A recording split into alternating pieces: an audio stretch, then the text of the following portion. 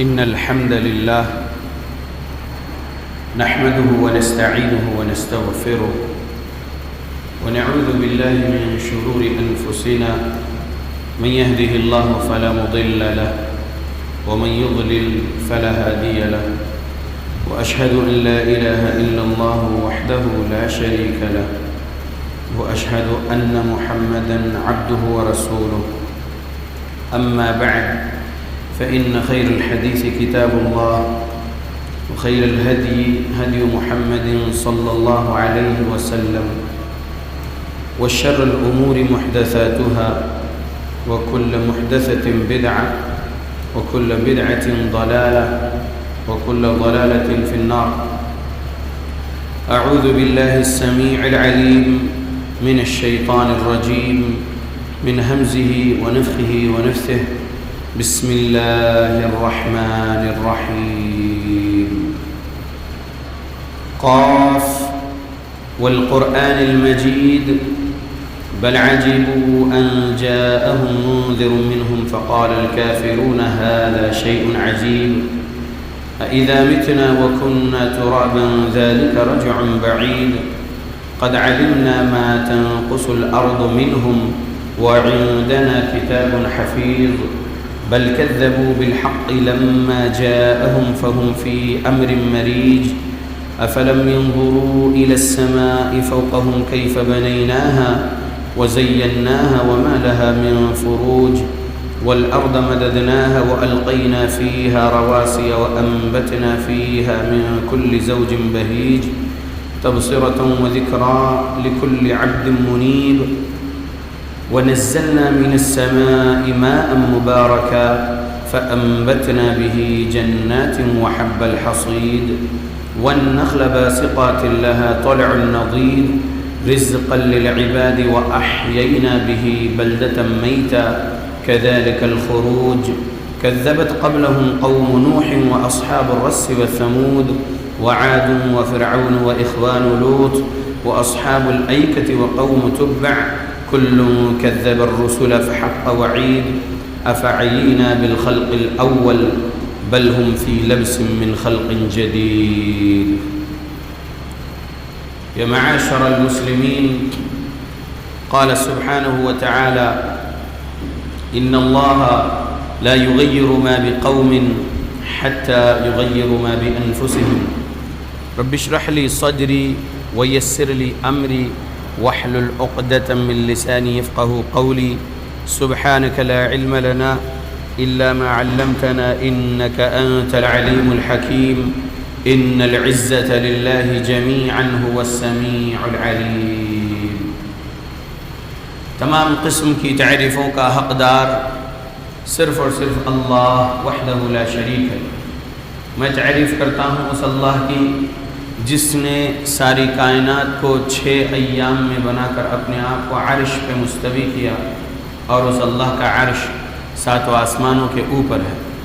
پڑھتا ہوں میں درود اور آپ سب بھی پڑھیں درود اللہ کے آخری نبی آخری رسول محمد صلی اللہ علیہ وسلم پر جس رحمت للعالمین پر درود پڑھنے کا حکم دیا ہے اللہ رب العالمین نے. اللهم صل على محمد وعلى آل محمد كما صليت على إبراهيم وعلى آل إبراهيم إنك حميد مجيد. اللهم بارك على محمد وعلى آل محمد كما باركت على إبراهيم وعلى آل إبراهيم إنك حميد مجيد. سامعین، آج 7 مئی 2021 کو یہاں مسجد امام بخاری میں ہمارے خطبہ جمعہ کا عنوان ہے رمضان کے آخری عشرے کے کچھ اعمال.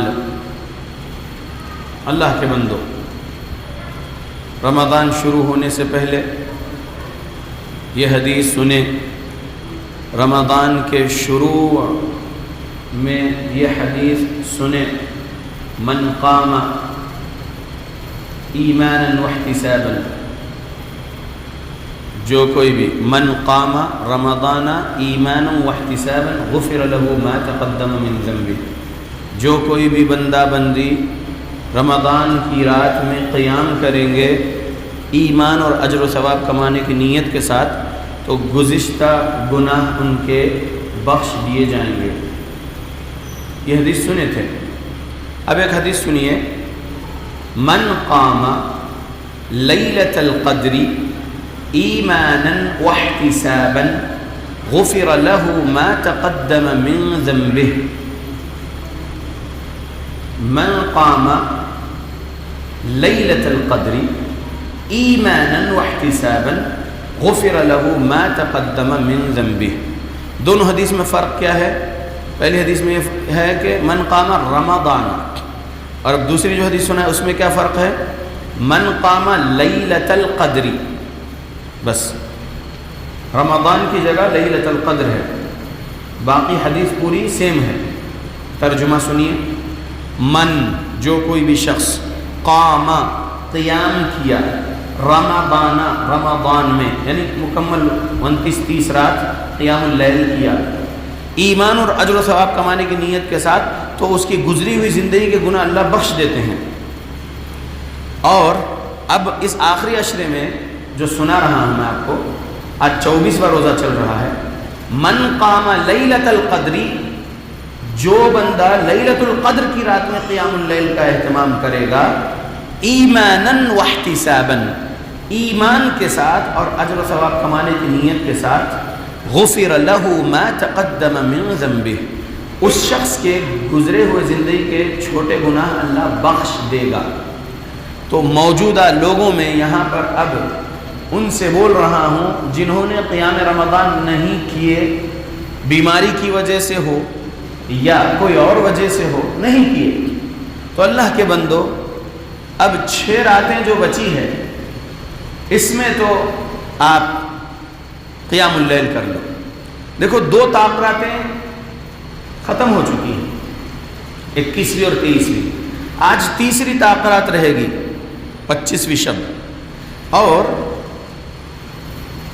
2761 نمبر کی حدیث صحیح مسلم کی دیکھیں گے، 2761 نمبر کی حدیث صحیح مسلم دیکھیں گے، اور 2764 نمبر کی صحیح مسلم کی حدیث دیکھیں گے، تو اس میں کیا ہے سبق؟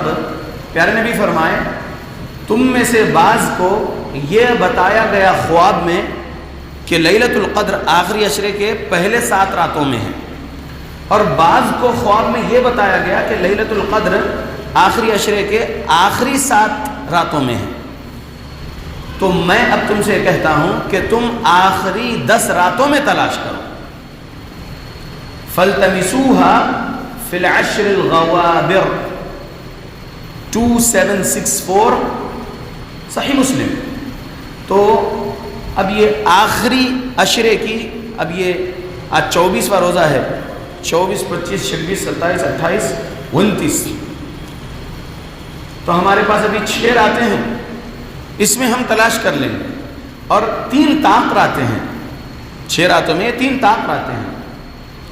اور غور کرنے والی بات یہ ہے کہ رسول اللہ صلی اللہ علیہ وسلم جماعت سے قیام رمضان جو کرائے تھے وہ 23ویں شب تھی، 25ویں شب تھی اور 27ویں شب تھی۔ 806 نمبر کی حدیث ترمذی کے مطابق 23ویں رات، 25ویں رات، 27ویں رات پیارے نبی قیام رمضان کرائے جماعت سے، زندگی میں ایک ہی مرتبہ۔ اور جب آپ 29ویں رات آنا چاہتے تھے، لیکن جب آپ یہ دیکھیں 28ویں روزے کو 29ویں رات جو ہوتی ہے، آپ صلی اللہ علیہ وسلم اپنے حجرے میں سے جھانک کر مسجد میں دیکھ لیے تھے کہ مسجد میں بہت زیادہ صحابہ جمع ہو گئے ہیں، جگہ کچھ نہیں ہے، اور صحابہ بہت زیادہ شوق سے اس نماز کو پڑھنے کے لیے جمع ہو رہے تھے۔ تو نبی صلی اللہ علیہ وسلم نہیں نکلے جماعت سے قیام اللیل کرانے 4تھی رات یعنی 29ویں رات۔ آپ جب فجر پڑھانے آئے ہیں 29ویں رات، تو آپ صلی اللہ علیہ وسلم نے فجر پڑھانے کے بعد صحابہ کی طرف جب پلٹ کر بیٹھے تو بولے کہ مجھے اس بات کا خوف ہوا کہیں یہ نماز تم پر فرض نہ کر دی جائے تمہارے شوق کو دیکھ کر، اس لیے میں نہیں آیا 29ویں رات یہ جو تراویح پڑھانے کی جو بات ہے۔ نبی صلی اللہ علیہ وسلم 3 رات ہی قیام رمضان جماعت سے پڑھا۔ تو اب ہم کو غور کرنا چاہیے موطا امام مالک کی ایک حدیث پر، جس میں رسول اللہ صلی اللہ علیہ وسلم نے ایسے بھی فرمائے ہیں 9ویں رات، 7ویں رات، 5ویں رات، 9، 7، 5 ان میں تلاش کرو۔ 9ویں رات سے مراد کیا ہے بھائی؟ 28ویں روزے کی جو رات شروع ہوگی، 28ویں روزہ ختم ہونے کے بعد 29ویں رات۔ 7ویں رات سے مراد 27ویں رات، 26واں روزہ ختم ہونے کے بعد 27ویں رات، آخری عشرے کی 9ویں رات۔ ایسا بولے نبی صلی اللہ علیہ وسلم، 9ویں پہلے بولے، 7ویں بعد میں بولے، 5ویں اس کے بعد بولے، پیارے نبی صلی اللہ علیہ وسلم۔ موطا امام مالک میں حدیث ہے، صحیح سند کے ساتھ، انگلی پھیرا ہوں اس حدیث پر، سنا رہا ہوں، اس لیے سمجھو کہ اب جو راتیں بچی ہوئی ہیں شاید اس میں ہو سکتی ہے لیلۃ القدر، 2 تاخراتیں گزر گئی، اس میں نہیں تھی ہوگی، اور اگر تھی تو جن کو مل گئی، جو جاگے اور اللہ کی عبادت کیے، ان کو مل گئی وہ لیلۃ القدر 21ویں شب میں یا 23ویں شب میں۔ اچھا 21ویں شب میں بھی لیلۃ القدر ہو سکتی کیا؟ سوال اگر ہے تو جواب یہ ہے جی ہاں۔ دلیل 2771 نمبر کی حدیث صحیح مسلم، پیارے رسول محمد صلی اللہ علیہ وسلم کی زندگی میں ایک مرتبہ وہ رات 21ویں رات کو آئی۔ آپ صلی اللہ علیہ وسلم کی یہ حدیث بہت لمبی حدیث ہے، نبی صلی اللہ علیہ وسلم نکلے تھے بتانے کے لیے، لیلۃ القدر کا علم اللہ نے دیے تھے، لیکن 2 مسلمان جھگڑا کر رہے تھے، پیارے نبی صلی اللہ علیہ وسلم ان کو چھڑانے گئے، یعنی ان کی صلح کے لیے، اور وہ رات پیارے نبی صلی اللہ علیہ وسلم سے بھلا دی گئی، ٹھیک۔ بہرحال تو اس حدیث میں کیا بات ہے 2771 صحیح مسلم میں کہ نبی صلی اللہ علیہ وسلم نے جو باتیں بیان کیے صحابہ سے، تو وہ صحابی کہتے ہیں کہ اس رات کی فجر جب پیارے نبی پڑھا کے فارغ ہوئے تو آپ کی پیشانی پر اور آپ کی ناک پر ہم کیچڑ کے آثار دیکھے، اور اس رات ہلکی بارش جو ہوئی تھی تو مسجد نبوی کی وہ جو چھت سے پانی نیچے آیا ہوا تھا۔ تو بہرحال مفسرین نے سمجھایا کہ اس سال وہ رات 21ویں شب کو لیلۃ القدر ہوئی تھی، تو یہ ہر سال ایک ہی رات بول کے فکس نہیں رہتا لیلۃ القدر، کوئی سال 25ویں ہو سکتی، کوئی سال 27ویں ہو سکتی، کوئی سال 23ویں ہو سکتی، کوئی سال 29ویں ہو سکتی، کوئی سال 21ویں ہو سکتی، ٹھیک ہے۔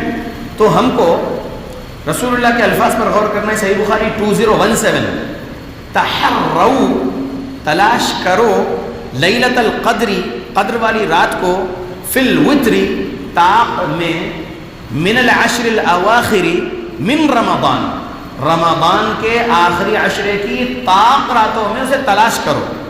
تو بس 27ویں رات کو ٹیکا لگا کے بس آرام کرتے رہو دوسری راتیں، ایسا نہیں ہے، ایسا نہیں ہے۔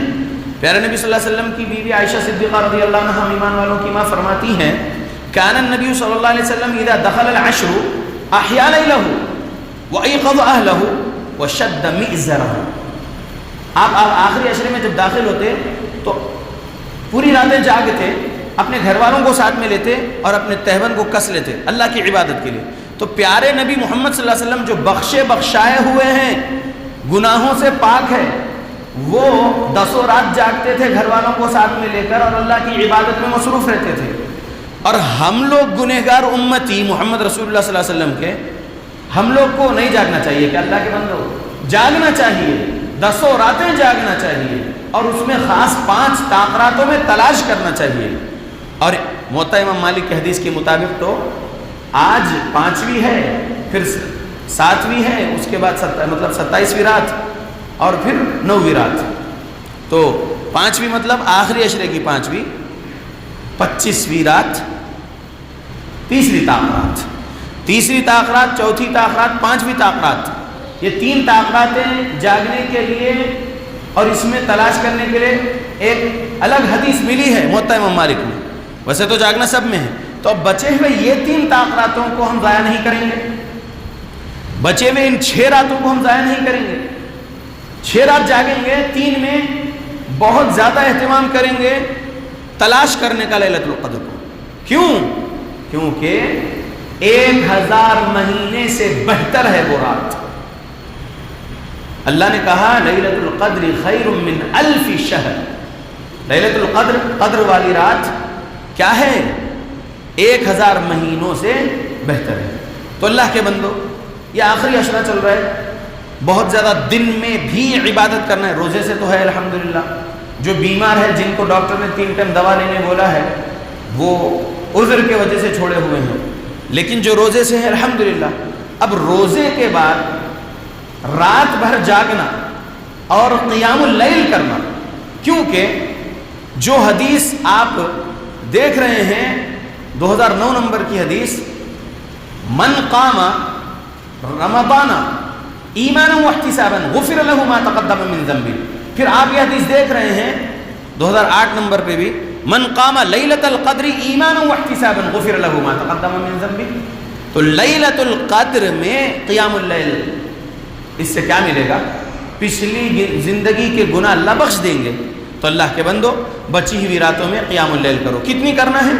8 اور 3 11، 1147 صحیح بخاری، 2013 صحیح بخاری، 736 737 738 صحیح مسلم۔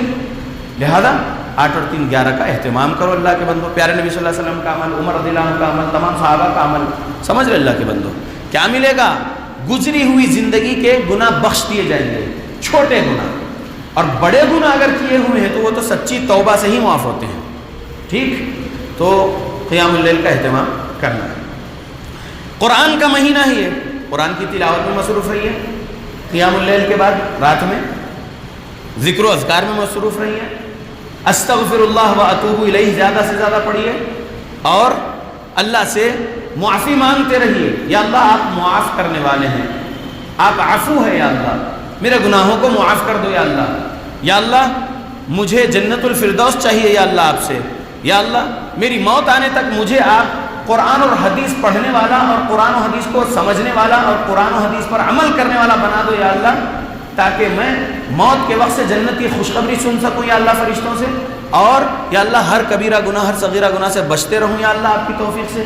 یا اللہ میری دعاؤں کو قبول کر لو، یا اللہ، یا اللہ مجھے، میرے گھر والوں کو، یا اللہ آپ کے دین اسلام کے لیے چن لو، یا اللہ دین اسلام کے لیے ہم اپنی زندگیوں کو وقف کرنے والے بن جائیں، یا اللہ ایسی دعائیں کرو اللہ سے۔ یا اللہ برکت والی حلال روزی دو، یا اللہ، اللہ سے بولو۔ بہت زیادہ دعاؤں کا وقت ہے اللہ کے بندو، کیوں؟ روزے دار کی دعا رد نہیں ہوتی۔ روزے کے ٹائم میں بھی آپ بہت زیادہ دعائیں کرو، رات میں بھی بہت زیادہ دعائیں کرو، اور اللہ رب العالمین سے جو مانگنا ہے مانگ لو اللہ کے بندو، اللہ دینے والا ہے، اللہ ہی دینے والا ہے اللہ کے بندو۔ بہت زیادہ جو مانگتے ہو، خیر، عافیت، برکت، رحمت، سلامتی، سب مانگو اللہ سے، اللہ رب العالمین سے بہت زیادہ دعا میں وقت لگاؤ اللہ کے بندو۔ نہیں آتی ہیں دعائیں عربی میں یاد نہیں ہیں تو آپ اردو میں ہی دعا کرتے رہو، جتنی دعا آپ اللہ سے کریں گے، اپنے لیے، اپنے گھر والوں کے لیے، رشتہ داروں کے لیے، دوستوں کے لیے، پڑوسیوں کے لیے، مسلمانوں کے لیے، پورے عالم کے لیے مانگتے رہو اللہ کے بندو۔ آگے بات دوسرے خطبے میں آئے گی۔ اللہ سے میں دعا کرتا ہوں اللہ ہم پر رحم و کرم کرے، اللہ رب العالمین ہم کو اسلام پر ہماری موت تک پابندی کے ساتھ صحابہ کے مطابق چلنے والا بنائے، آمین۔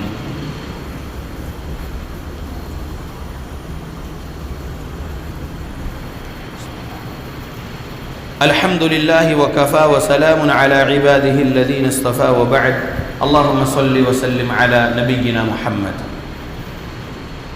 ابھی پہلے خطبے میں آپ نے جو سنے یہ باتیں پہلے بھی سن چکے ہوں گے، پھر یہ دہرانے کی بات کیوں بھائی؟ وجہ یہ ہے دہرانے کی، رب نے کہا وَذَكِّرْ فَإِنَّ الذِّكْرَى تنفع المؤمنین، اور یاد دلاتے رہو، نصیحت کرتے رہو، کیونکہ یاد دلانا، نصیحت کرنا ایمان والوں کو نفع بخش ثابت ہوتا ہے۔ یاد تھے ہوں گے یہ باتیں جو میں نے بھی آپ کو بولا ہوں، لیلۃ القدر کے بارے میں، دعا کے بارے میں، قرآن کی تلاوت کے بارے میں، قیام اللیل کے بارے میں، اللہ سے مانگنے کے بارے میں، یہ سب باتیں یاد تھی ہوگی، لیکن بھولے ہوئے تھے ہوں گے، سمجھ رہے، کوتاہی میں یا پھر کچھ اور وجہ سے، تو یاد دہانی کرواتے رہنا ہے۔ وَذَكِّرْ فَإِنَّ الذِّكْرَى تَنفَعُ الْمُؤْمِنِينَ، نفع بخش ثابت ہوتا ہے نصیحت کرنا، بار بار یاد دلانا۔ اس لیے اللہ کے بندو اللہ رب العالمین سے توفیق مانگو اعمال صالحہ کرنے کی۔ ہم اللہ رب العالمین کی توفیق کے بغیر اعمال صالحہ نہیں کر سکتے اللہ کے بندو۔ ہماری کوئی طاقت نہیں ہے اعمال صالحہ کرنے کی اس وقت تک جب تک کہ اللہ طاقت نہ دے دے اعمال صالحہ کرنے کی۔ لا حول ولا قوت الا باللہ، پڑھتے ہو سمجھ کے پڑھو، نہیں ہے میرے پاس قوت گناہوں سے بچنے کی، نہیں ہے میرے پاس طاقت نیک اعمال کرنے کی، مگر جو اللہ عطا کر دے۔ اللہ دے گا قوت و طاقت تو بچ سکیں گے گناہوں سے اور کر سکیں گے اعمال صالحہ۔ اس لیے اللہ سے مانگتے رہو قوت و طاقت گناہوں سے بچ کر اعمال صالحہ کرنے کی۔ اللہ کے بندو، آخری عشرے میں یہ ایک عمل بھی ہے، 28ویں روزے کو بھی اگر کوئی نکالنا چاہے تو نکال سکتے ہیں ایک صحابی کے عمل کے مطابق، زکوٰۃ الفطر۔ لیکن صحیح مسئلہ یہ ہے کہ جب آپ شوال کا چاند دیکھ لیں گے 29 روزے مکمل ہو جانے کے بعد، 29ویں روزے کی مغرب کے بعد اگر چاند دیکھنے کی کوشش کیے، چاند نہیں دکھا اور کہیں سے فقہ گواہی بھی آپ کو نہیں ملی چاند کی، تو پھر آپ اپنا 30واں روزہ مکمل کریں گے۔ 30ویں روزے کے بعد تو 31واں رہتا ہی نہیں تاریخ اسلامی کیلنڈر کے مطابق۔ 30ویں روزے کو بھی اگر آپ چاند دیکھنے کے لیے کوشش کریں اور بادل رہا، چاند نہیں دکھا، کہیں سے گواہی بھی نہیں ملی، لیکن 30 تو مکمل ہو گیا، تو آپ 31واں روزہ نہیں رہتا، 31واں دن اسلامی کیلنڈر میں نہیں ہے، 29 ہی ہے، اور اگر چاند نہ دکھے تو 30 ہے۔ تو پھر آپ 30 مکمل کر لینے کے بعد چاند کے مطابق آپ نکالیں گے۔ 29ویں روزے کو چاند دکھ گیا تب نکالیں گے زکوٰۃ الفطر، یا 29ویں روزے کو چاند نہیں دکھا تو پھر آپ 30ویں روزے کی مغرب کے بعد نکالیں گے زکوٰۃ الفطر۔ زکوٰۃ الفطر ہے کیا؟ سنیے حدیث، ابن عمر رضی اللہ عنہ روایت کرتے ہیں، فرض رسول اللہ صلی اللہ علیہ وسلم زکاة الفطر صاعا من تمر او صاعا من شعیر على العبد والحر والذكر والانثى والصغير والكبير من المسلمين وامر بها ان تؤدى قبل خروج الناس الى الصلاة۔ حدیث صحیح بخاری 1503، صحیح مسلم 984۔ ترجمہ، رسول اللہ صلی اللہ علیہ وسلم نے فرمایا فطرانہ فرض کیا گیا ہے تم پر، کھجور کا 1 صاع ہو، کھجور کا 1 صاع ہو، یا پھر پنیر کا 1 صاع ہو، سمجھ رہے، جو آپ کھاتے ہیں، جو زیادہ کھاتے ہیں اس میں سے آپ کو 1 صاع نکالنا ہے۔ اب آپ پنیر زیادہ نہیں کھاتے ہیں، کھجور زیادہ نہیں کھاتے ہیں، آپ روٹی زیادہ کھاتے ہیں گیہوں کی، یا آپ چاول زیادہ کھاتے ہیں، تو جو چیز آپ زیادہ کھاتے ہیں، آپ کے گھر میں جو زیادہ اناج آ رہا ہے، تو وہی چیز آپ زکوٰۃ الفطر میں نکالنا ہے، یعنی فطرہ نکالنا ہے، ٹھیک ہے؟ تو کتنا نکالنا ہے؟ 1 صاع نکالنا ہے۔ صاع مطلب کیا؟ رسول اللہ صلی اللہ علیہ وسلم کا ماپ، ٹھیک۔ اب اس کو احناف کہتے ہیں کہ وہ 2.25 کلو ہے، اور قرآن اور صحیح احادیث کے صحیح فہم کو سمجھنے والے کہتے ہیں کہ 2.5 کلو نکالو، اور کچھ علماء کہتے ہیں 3.25 کلو نکالو، لیکن صحیح مسئلہ 2.5 کلو نکالو ہے۔ اور اگر کوئی 3.25 بھی نکال رہا ہے تو زیادہ نکالنے سے زیادہ ہی ثواب ملے گا نا، تو کس کے طرف سے نکالنا ہے؟ تو نکالنا ہے غلام پر بھی، آزاد پر بھی، مرد پر بھی، عورت پر بھی، مسلمانوں میں سے ہر چھوٹے بڑے پر یہ فرض قرار دیا گیا ہے۔ چاند دکھنے کے بعد اگر کوئی بچہ پیدا ہوا، کوئی بچی پیدا ہوئی، تو اس کے طرف سے بھی فطرہ نہ نکالنا ہے، معصوم کے طرف سے بھی فطرہ نکالنا ہے، نابالغ کے طرف سے بھی فطرہ نکالنا ہے، بالغ کے طرف سے بھی فطرہ نکالنا ہے، جوان، نوجوان، بوڑھے تمام کے طرف سے فطرہ نکالنا ہے، غلام کے طرف سے بھی نکالنا ہے، آزاد کے طرف سے بھی نکالنا ہے۔ 1503 نمبر کی حدیث صحیح بخاری میں پیارے نبی صلی اللہ علیہ وسلم نے فرمایا۔ تو فطرہ نکالیے۔ اور کچھ لوگ یہ کہتے ہیں کہ فطرے میں ہم اناج نہیں نکالنا چاہتے ہیں، ہم رقم دے دینا چاہتے ہیں۔ نہیں دے سکتے رقم، نہیں دے سکتے فطرے کی رقم۔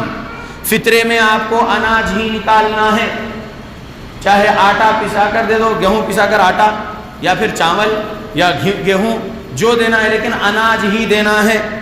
یاد رکھیے اللہ کے بندو، یہ کب نکالنا ہے؟ نماز کو جانے سے پہلے. کون سی نماز کو جانے سے پہلے؟ عید الفطر کی نماز کو جانے سے پہلے فطرہ نکال دینا ہے. تو چاند دکھنے کے بعد آپ فطرہ دینا شروع کریں گے اور عید کی نماز کو جانے سے پہلے آپ کے گھر سے فطرہ نکل جانا، فقراء مساکین تک پہنچ جانا. ٹھیک؟ اچھا، اب جو فقراء مساکین ہیں وہ بھی تو روزہ رکھے ہیں نا، تو پھر وہ بھی فطرہ نکالنا ہے کیا؟ جی ہاں نکالنا ہے. وہ اپنے سے کم مال والے جو ہے اور بھی زیادہ غربت والے جو ہے ان کے پاس جا کر آپ اپنا فطرہ دو، لیکن دو ضرور دو. ڈھونڈو غریبوں کو، مسکین کو، فقراء کو، محتاجوں کو، اور جا کے ان تک پہنچا دو فطرہ. اور عید الفطر کی نماز کو جانے سے پہلے آپ کو یہ فطرہ دینا ہے. اور یہ یاد رکھیے پیارے رسول محمد صلی اللہ علیہ وسلم کی حدیث سنن ابو داؤد میں حدیث نمبر 1609 فرض رسول اللہ صلی اللہ علیہ وسلم زکاة الفطر طہرۃ للصائم من اللغو والرفث وطعمۃ للمساکین. رسول اللہ صلی اللہ علیہ وسلم نے فرمایا فطرانہ فرض قرار دیا گیا ہے، اس سے روزے دار کے ان لغویات اور بے حیائی والے اقوال و افعال کے گناہ سے پاک ہو جاتا ہے جو اس نے دوران روزہ اس سے صادر ہوئے ہیں. اس نے بولا ہے لغو باتیں، بے حیا کچھ باتیں روزے کے دوران میں اگر ہو گئی ہے تو فطرہ نکالنے سے وہ پاک ہو جاتے ہیں، اس لیے نکالنا ہے. اور دوسرا سبب کیا بتائے فطرے کا؟ مسکین کو کھانے کا انتظام ہو جائے گا تمہارے فطرے سے، لہذا فطرہ نکالو. اچھا، کوئی ایسے فقراء ہے، مساکین ہیں جن کے پاس مال نہیں ہے، وہ خرید کر اناج ان کا فطرہ نہ نکال سکے، تو ان کے پاس جو مالداروں کے پاس سے یا میڈل کلاس والوں کے پاس سے، جس کے پاس سے ان کے پاس پہنچ رہا فطرہ، اب وہ ان کا ذاتی مال ہو گیا. جس طریقے سے ایک نصاب کو پہنچے ہوا مال کسی انسان کا، اس پر وہ فرض زکوٰۃ اپنی نکال رہا ہے، تو فرض زکوٰۃ جس کو دے رہا ہے، وہ جس محتاج کو، مسکین کو، فقراء میں سے جس کو دے رہا ہے، تو وہ اس کا ذاتی مال ہو گیا. اب وہ اس سے کسی کو بھی دعوت دے سکتا ہے، کسی کو بھی ہدیہ کر سکتا ہے، اس کا ذاتی مال ہے. میرے ہاتھ سے میری زکوٰۃ جب تک میرے ہاتھ میں ہے وہ میری زکوٰۃ ہے، لیکن جب میں اس مسکین کو دے دیا تو اب وہ اس کے لیے وہ پاک مال ہے، اس کا ذاتی مال ہے، وہ کہیں بھی خرچ کر سکتا ہے. تو اس طریقے سے آپ لوگ جب فطرہ جس مسکین، جس فقراء کو دے دیں گے تو اب ان کو بھی نکالنا ہوگا، تو ان کا ذاتی مال ہے، وہ اس میں سے ان کا فطرہ نکال سکتے ہیں. سمجھ میں آ رہا؟ یاد رکھیے وہ جس کو دیں گے ان کے سمجھ کے مطابق. تو اس سے کیا ہوگا؟ مسکین کو کھانے کا انتظام ہوگا. پیارے نبی نے بتایا، پھر کیا بتایا پیارے نبی صلی اللہ علیہ وسلم؟ من اداها قبل الصلاة فهي زکاة مقبولة ومن اداها بعد الصلاة فهي صدقة من الصدقات. کیا فرمایا پیارے نبی صلی اللہ علیہ وسلم؟ جو شخص اس فطرانے کو نماز عید سے پہلے ادا کر دیتا ہے تو وہ تو مقبول فطرہ ہو گیا، قبول ہو جائے گا اللہ کے پاس وہ زکوٰۃ الفطر. اور جو شخص زکوٰۃ الفطر کو نماز عید کے بعد دے گا تو وہ زکوٰۃ الفطر کے حساب میں نہیں قبول ہوگا، ایک عام صدقہ رہے گا وہ.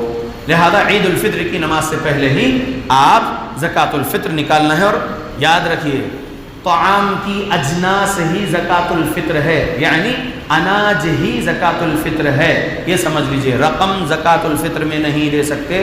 اچھے سے سمجھ لو اللہ کے بندو. کچھ اور باتیں تھیں لیکن وقت کم ہے، ختم پر ہے وقت. ایک حدیث سنانا ضروری سمجھتا ہوں. 2346 صحیح مسلم، 2346 نمبر کی حدیث صحیح مسلم. عن ابی ہریرہ رضی اللہ عنہ قال قال رسول اللہ صلی اللہ علیہ وسلم ایھا الناس ان اللہ طیب لا يقبل الا طیبا وان اللہ امر المؤمنین بما امر به المرسلین. ابو ہریرہ رضی اللہ عنہ کہتے ہیں رسول اللہ صلی اللہ علیہ وسلم نے فرمایا، اے لوگو، بے شک اللہ پاک ہے اور پاک مال کے سوا کوئی مال قبول نہیں کرتا.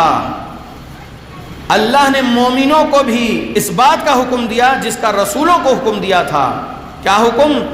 کہ اے پیغمبر، پاک چیزیں کھاؤ، نیک کام کرو، جو عمل تم کرتے ہو میں اسے اچھی طرح جاننے والا ہوں. اور اللہ نے فرمایا اے ایمان والو جو پاک رزق ہم نے تمہیں عنایت فرمایا ہے اس میں سے کھاؤ۔ اللہ اکبر۔ نبیوں کو جو حکم رب نے دیا وہی حکم مسلمانوں کو، ایمان والوں کو رب نے دیا۔ پاک کھانا ہے، طیب چیزیں کھانا ہے۔ تو جو آپ کھا رہے ہیں طیب چیزیں، حلال چیزیں، حرام سے بچے ہوئے ہیں، تو وہ جو پاک چیز، وہ طیب چیز جو لا رہے ہیں کھانے کے لیے، وہ کس کمائی سے لا رہے ہیں یہ بھی دیکھنا ضروری ہے۔ اللہ کے بندو، مال جو آپ کما رہے ہیں وہ اگر حرام کا ہے تو آپ حرام سے اپنے آپ کا جسم کی پرورش کر رہے ہیں اور اپنے گھر والوں کی حرام کی کمائی سے ان کے جسم کو بنا رہے ہیں آپ، ان کے گوشت کو حرام کی کمائی سے بڑھا رہے ہیں آپ۔ اتنا سمجھو۔ اس حدیث میں الفاظ ہے، حدیث لمبی ہے، پیارے رسول محمد صلی اللہ علیہ وسلم نے فرمایا، یہی 2346 صحیح مسلم میں اسی حدیث میں آگے الفاظ ہے۔ پھر آپ صلی اللہ علیہ وسلم نے فرمایا ایک آدمی کا ذکر کیا جو طویل سفر کرتا ہے، بال پراگندہ اور جسم غبار آلود ہو جاتا ہے اس کا سفر کی وجہ سے، پھر وہ بندہ دعا کے لیے آسمان کی طرف ہاتھ اٹھاتا ہے، کہتا ہے یا ربی یا ربی، اے میرے رب اے میرے رب، اللہ سے کہتا ہے وہ۔ تو پیارے نبی فرماتے ہیں جبکہ اس کا کھانا حرام کا ہے، اس کا پینا حرام کا ہے، اس کا لباس حرام کا ہے اور اس کو غذا حرام کی ملی ہے، تو اس کی دعا کہاں سے قبول ہوگی؟ یہ پیارے نبی نے فرمایا 2346 صحیح مسلم۔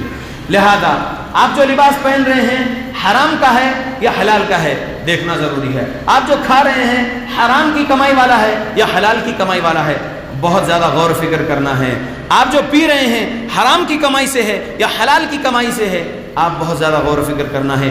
حرام کا کھانا پینا پہننا اور حرام کی غذا سے آپ کا جسم بننا اور آپ کی اولاد کا جسم حرام کی کمائی سے بننا، یاد رکھو اللہ کے بندو، کوئی دعا قبول نہیں ہو سکتی، کوئی دعا قبول نہیں ہو سکتی۔ کہاں سے اس کی دعا قبول ہوگی جو حرام کھاتا پیتا ہو، حرام پہنتا ہو؟ پیارے نبی کے الفاظ ہے 2346 صحیح مسلم۔ لہذا زکوٰۃ فرض دے رہے ہیں آپ کے مال کی یا زکوٰۃ الفطر دے رہے ہیں، اللہ کے راستے میں دے رہے ہیں آپ، اللہ پاک ہے اور پاک کو ہی قبول کرتا ہے۔ یہ حدیث کے پہلے الفاظ ہے، ان اللہ طیب لا يقبل الا طیبا، اللہ پاک ہے اور نہیں قبول کرتا سوائے پاک مال کے، حرام کو قبول نہیں کرتا اللہ۔ لہذا اللہ کے بندو پاک کمائی کے طرف دوڑو، بہت تھوڑا ملتا ہو تھوڑے میں خوش رہو، یہ نہ دیکھو انٹرسٹ کے فائنانس پہ میرے کو آٹو مل جائے گا میں جو ہے آٹو چلا کے زندگی گزاروں گا۔ حرام کا ہو رہا ہے اگر انٹرسٹ کے پیسوں سے وہ آٹو لے رہا ہے،